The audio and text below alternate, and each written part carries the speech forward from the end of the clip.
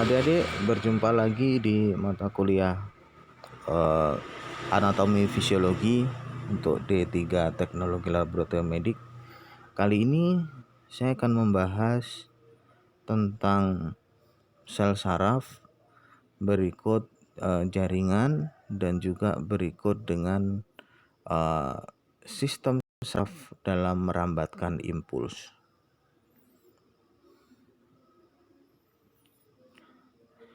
Baik, kita mulai dulu dari bahasan kita yang pertama, yaitu adalah sel saraf. Mohon diperhatikan dengan baik, disiapkan catatannya ya. Nah, sel saraf ini adalah sebuah sel gitu ya, yang berfungsi untuk merambatkan impuls. Kita lihat bagian-bagiannya. Coba adik-adik temukan. Anda temukan mana yang disebut dengan dendrit. Sudah ketemu ya, dendrit. Kemudian mana yang disebut dengan badan sel. Kemudian mana yang disebut dengan nukleus atau inti dari sel saraf. Dari ketiga hal ini itu kita bisa ketahui bahwa ini adalah bagian-bagian dari sel saraf yang utama, yaitu dendrit, kemudian ada badan sel, kemudian ada nukleus, tempat pusat koordinasi dari sel saraf itu sendiri. Kemudian ada bagian dendrit yang memanjang ya. Bagian dendrit yang memanjang ini disebut dengan akson. Coba temukan kata-kata akson. Sudah ketemu? Nah, akson ini adalah bagian dendrit, salah satu dendrit yang memanjang. Kemudian dalam strukturnya dia diselimuti ya, diselimuti oleh sel gitu ya, atau selubung yang disebut dengan selubung mielin gitu ya. Diselubungi oleh selubung mielin, dan selubung mielin ini sendiri adalah sebuah sel juga ya. Di selubung mielin ini adalah sebuah sel juga yang ada intinya namanya sel Schwann ya. Jadi ini adalah fungsi kolaboratif antara sel saraf dengan selubung mielin pada salah satu dendrit yang sangat panjang, yaitu disebut dengan akson. Nah, kemudian akson ini akan bersambungan dengan dendrit pada sel saraf yang lain ya. Akson ini akan berhubungan ya dengan dendrit pada sel saraf yang lain. Hubungan antara ujung akson dengan ujung dendrit ini disebut dengan sinapsis.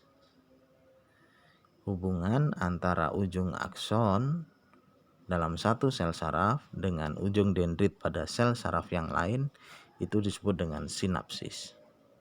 Bisa ditemukan ya sinapsis. Kemudian kita juga mengenal yang disebut dengan neuron prasinapsis dan neuron pasca sinapsis. Neuron prasinapsis itu berarti adalah sel saraf sebelum bertemu dengan dendrit pada sel saraf yang lain.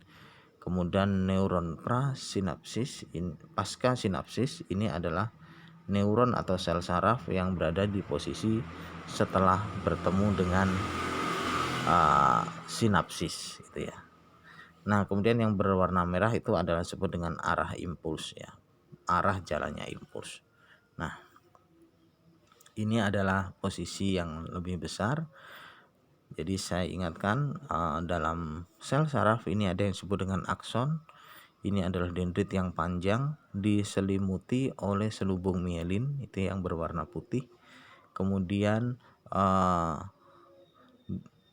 di dalam selubung mielin itu ya, selubung mielin itu sendiri adalah sebuah sel yang disebut dengan sel Schwann, dan di dalam sel tentunya dia punya inti, yaitu adalah disebut dengan nukleus sel Schwann. Nah, selubung ini tidak menutupi keseluruhan dari akson, tapi ada bagian-bagian yang tidak ditutupi oleh selubung mielin dalam akson itu, yaitu disebut dengan nodus Ranvier ya. Jadi nodus Ranvier itu adalah bagian dari akson yang tidak diselubungi oleh mielin. Baik, adik-adik, ilustrasinya adalah kita tahu bahwa kalian pasti pernah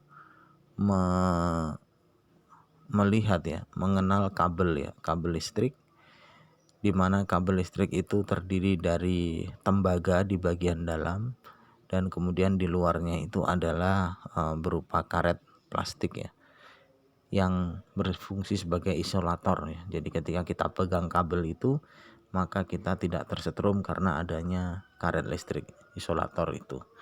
Kalau kita pegang tembaganya dalam posisi yang tertancap di jaringan listrik, pasti kita akan tersetrum. Nah, selubung mielin ini fungsinya adalah sebagai isolator ya.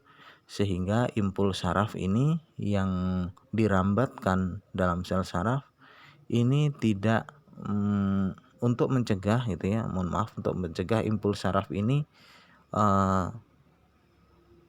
berjalan keluar dari akson kemudian merembet ke sel saraf yang lain. Nah, sehingga akan terjadi kekacauan koordinasi saraf jika terjadi gangguan atau di mana impuls saraf yang dirambatkan itu ternyata dia menimbulkan rambatan ke jaringan saraf lain karena tidak adanya selubung mielin gitu ya. Sehingga rangsangnya jadi ditanggapnya dengan kacau kalau tidak ada selubung mielin ini. Namun demikian ada juga sel saraf kita yang tidak ada selubung mielinnya, yaitu adalah sel saraf di otak ya. Nah, coba sebagai diskusi, kenapa, temukan jawabannya, kenapa di otak ini kok tidak ada selubung mielinnya sel sarafnya ya. Kenapa di otak tidak ada selubung mielinnya sel sarafnya? Coba Anda temukan apa kira-kira jawabannya. Oke, sekarang kita masuk ke pengertian impuls saraf ya. Impuls saraf itu apa? Impuls saraf itu saya ambil definisi yang tengah dulu ya, yang paling singkat, mudah-mudahan mudah dipahami, adalah pesan kimia listrik melalui saraf. Ya, impuls saraf ini timbul ketika sel saraf tersebut mengalami stimulus atau rangsangan, kemudian timbullah impuls. Impuls tersebut nanti akan ditanggapi berupa respon gitu ya.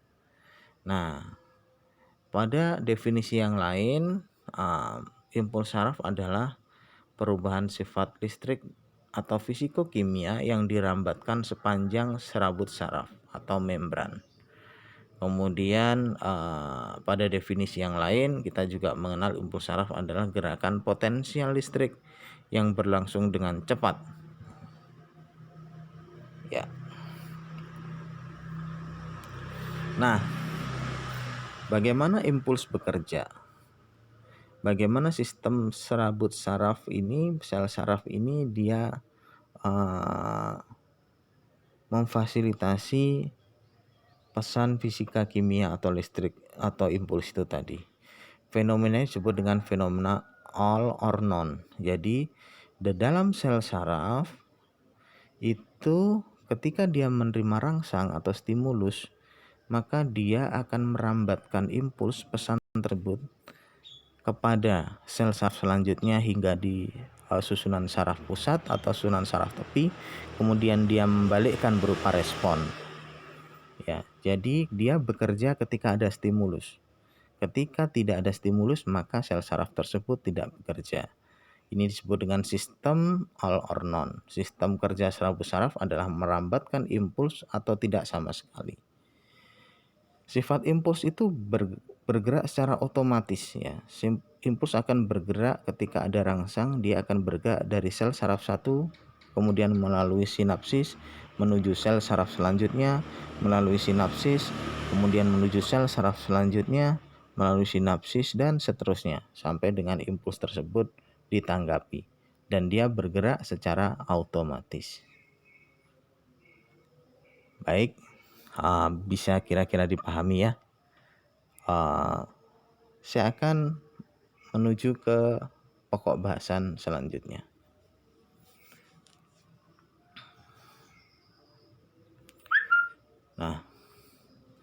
Bagaimana sih impuls ini merambat dari satu sel saraf dan dari satu sel saraf ke sel saraf yang lain? Ada dua mekanisme. Mekanisme perambatan impuls saraf itu ada dua. Yang pertama adalah perambatan impuls di dalam sel saraf, perambatan impuls di dalam serabut saraf. Tentu kalau kita bicara nomor satu ini, kita sedang bicara pesan fisika kimia yang muncul akibat adanya rangsang pada saraf tersebut, di mana rangsang tersebut menjalar masih di dalam satu sel saraf itu sendiri, yaitu antara dendrit, kemudian badan sel, kemudian akson. Ingat-ingat lagi ya posisi tempat letak dari bagian-bagian sel saraf. Jadi yang pertama adalah perambatan impuls di dalam serabut saraf. Artinya impuls itu berada di antara dendrit, kemudian badan sel dan akson pada sel saraf tersebut. Kemudian yang kedua adalah perambatan impuls antar sel saraf ya. Perambatan impuls antar sel saraf ini disebut dengan perambatan impuls melalui sinapsis ya, antar sel saraf. Kita lihat gambarnya. Ya, antara ujung akson ketemu dengan ujung dendrit pada sel saraf yang lain. Inilah disebut dengan sinapsis. Nah, adik-adik sekalian, posisi akson dan dendrit pada sel saraf yang lain perlu Anda ketahui ini tidak menempel ya. Ada jarak ya, ada jarak sehingga bagian ini kerap disebut dengan celah sinapsis ya. Ada jarak. Oke. Nah, sekarang kita mau bahas dulu ya. Kita bahas yang kedua dulu, perambatan impuls melalui sinapsis.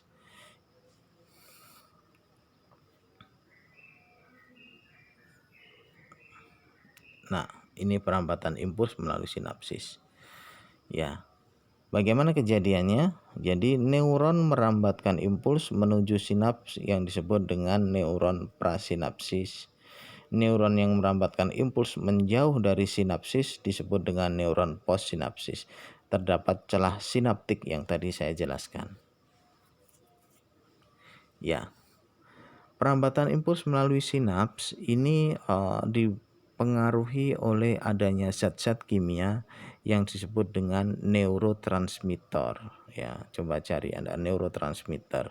Neurotransmitter ini spesifik sifatnya, ada yang disebut dengan neurotransmitter acetylcholine, maka dia berfungsi untuk meneruskan rangsang atau impuls pada otot rangka dan pada organ-organ gastrointestinal. Kemudian kalau dia neurotransmitter berupa norepinefrin, maka dia adalah neurotransmitter atau zat kimia yang berfungsi mengkoordinasikan pergerakan dalam sistem saraf, utamanya adalah berkaitan dengan kerja jantung ya. Kita lihat gambar selanjutnya ya. Ini yang di sebelah kiri ya. Ini sebelah kiri, ini adalah ujung dari akson ya. Dan yang di sebelah kanan ini adalah ada yang berwarna ungu itu ya, itu adalah ujung dari dendrit ya. Nah,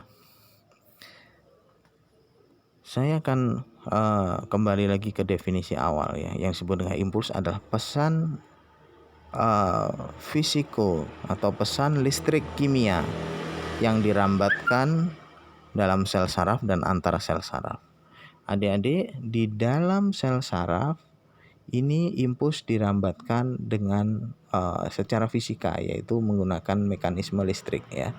Jadi ketika sel saraf ini mengandung impuls, kemudian impuls tersebut didorong oleh listrik tersebut hingga menuju ke ujung akson ya, menuju ke ujung akson.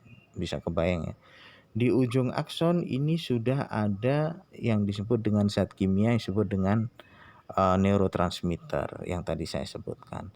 Nah, sampainya dorongan impuls oleh listrik ini ke ujung akson ini membuat neurotransmitter yang ada di lubang-lubang bulat-bulat itu ya, neurotransmitter ini terlepas ya. Neurotransmitter ini terlepas sehingga neurotransmitter berupa zat kimia ini ditangkap oleh ujung dendrit dari sel saraf yang lain, sehingga impuls bergerak dari satu sel saraf melalui celah sinapsis kemudian ditangkap oleh dendrit pada sel saraf yang lain. Nah, ini disebut dengan perambatan impuls antar sel saraf. Nah, sekarang gimana yang di dalam sel saraf?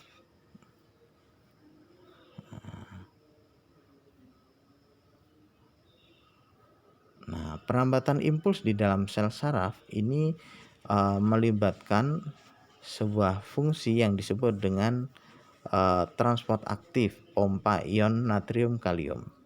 Bagaimana penjelasannya? Ya.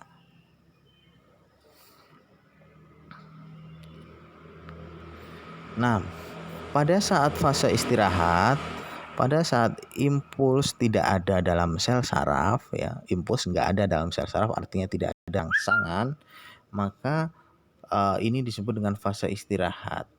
Kondisi di dalam membran sel saraf ini bermuatan negatif, ya. Kondisi dalam sel saraf muatannya negatif. Impuls lagi tidak ada. Ya. Begitu ada stimulus atau rangsangan yang itu berupa sebuah impuls, berubah menjadi sebuah impuls dalam sel saraf, maka sel saraf bekerja, ya. Sel saraf itu ketika dia beristirahat, dia posisinya adalah bermuatan negatif. Coba dilihat gambar di sebelah kanan, ada kita lihat ya, dari yang paling kiri itu ada angka positif, ada tanda positif itu ada di luar, kemudian ada tanda negatif itu ada di sebelah dalam dari sel saraf, ya. Fasenya istirahat gitu ya.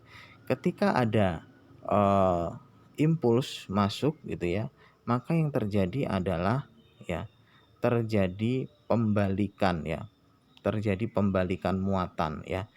Di mana muatan positif itu yang dikandung oleh ion yang disebut dengan Na, dia akan masuk, ya. Kemudian muatan negatif yang itu dikandung dalam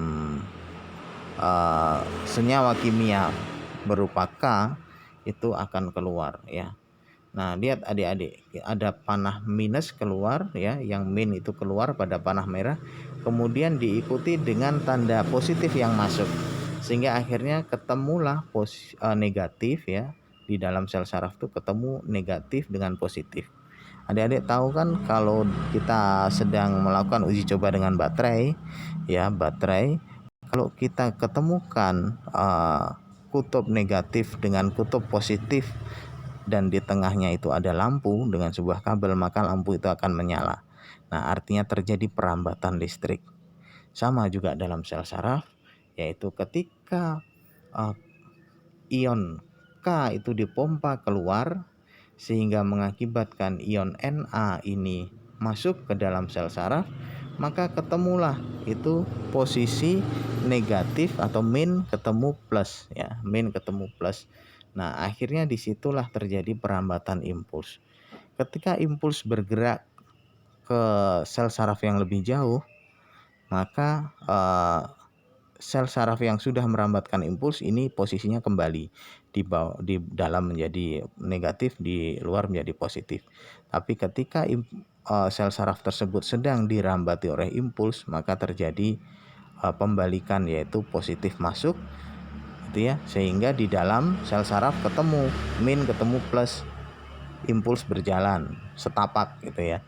Kemudian dan seterusnya sampai dengan impuls ini sampai di ujung akson. Ketika sampai di ujung akson, maka rangsangan listrik yang ion Na, pompa ion Na ini, dia akan menstimulus keluarnya neurotransmitter untuk ditangkap oleh dendrit yang lain, gitu ya. Baik, saya lanjutkan lagi. Nah, pada sinap listrik ini tadi, di dalam sel saraf ini tadi, itu terjadinya bisa dua arah, dari dendrit ke akson atau sebaliknya. Namun kalau pada sinap perambatan impuls antar sel saraf atau yang disebut dengan perambatan impuls sinapsis, itu hanya terjadi searah, yaitu adalah neurotransmitter yang dilepaskan oleh ujung akson kemudian ditangkap oleh ujung dendrit yang lain, dan impuls merambat dari satu sel saraf ke sel saraf yang lain. Baik adik-adik, setelah kita belajar tentang sel saraf, kita belajar tentang bagian-bagian dari sel saraf, kemudian kita belajar tentang bagaimana perambatan impuls dalam sel saraf dan perambatan impuls antar sel saraf. Pada bagian ini kita akan belajar tentang bagaimana sih jalannya rangsang pada gerak sadar ya. Yang pertama adalah rangsangan atau stimulus itu masuk kepada reseptor saraf. Kemudian impuls ya diteruskan menuju ke sel saraf sensoris. Kemudian dari sel saraf sensoris, impuls diteruskan ke otak sebagai sistem saraf pusat. Dari otak kemudian terjadi respon ya, terjadi pengolahan informasi impuls, kemudian muncullah respon. Respon tersebut diteruskan ke sel saraf motoris dan kemudian akan menimbulkan dampak berupa efektor ya, jadi efek dari rangsangan tersebut. Hal ini bisa berlangsung dengan cepat tapi tetap dalam keadaan sadar ya. Nah, ada yang disebut dengan gerak tak sadar atau disebut dengan gerak refleks ya. Bagaimana mekanismenya? Ini dia, gerak refleks ya. Gerak yang dia tidak melalui sistem saraf pusat koordinasinya. Contohnya adalah ketika lutut kita dirangsang ya, dipukul dengan salah satu alat medis itu ya, maka neuron akan mendeteksi rangsangan pada dengkul atau pada lutut tersebut. Kemudian impuls dibawa ke neuron sensoris ya, yang berwarna biru itu menuju ke sumsum tulang ya, menuju ke sumsum tulang. Di sumsum tulang belakang, impuls diteruskan ke neuron motorik melalui neuron penghubung untuk ditanggapi. Jadi pengambil keputusan dalam gerak refleks itu adalah neuron penghubung yang ada di sumsum tulang belakang yang berwarna hijau. Sehingga dari neuron penghubung kemudian sudah impuls itu ditanggapi, kemudian impuls diteruskan lagi menuju ke neuron motorik yang berwarna merah yang merangsang otot paha untuk berkontraksi mengangkat kaki sehingga mengakibatkan ayunan kaki berupa gerak refleks yang cepat dan tidak disadari. Nah, ini adalah gerak refleks. Jadi pengambilan keputusannya ada di neuron penghubung ya. Ketika gerak sadar tadi adalah pengambil keputusannya ada di sistem saraf pusat, yaitu di otak. Baik adik-adik, terima kasih. Ini materi saya tentang sel saraf, kemudian impuls dan gerak refleks serta gerak sadar. Tentunya adik-adik perlu membaca lagi hal-hal yang berkaitan dengan keempat hal tersebut secara lebih detail pada referensi-referensi yang tersedia yang sudah saya sampaikan pada RPS. Mudah-mudahan bermanfaat. PowerPoint ini perlu adik-adik pelajari lagi, perlu adik-adik lebih detailkan lagi hal-hal yang berkaitan dengan permasalahan sel saraf, kemudian berkaitan dengan impuls, kemudian berkaitan dengan gerak sadar dan tidak sadar atau gerak refleks itu tadi. Terima kasih, semoga sukses selalu.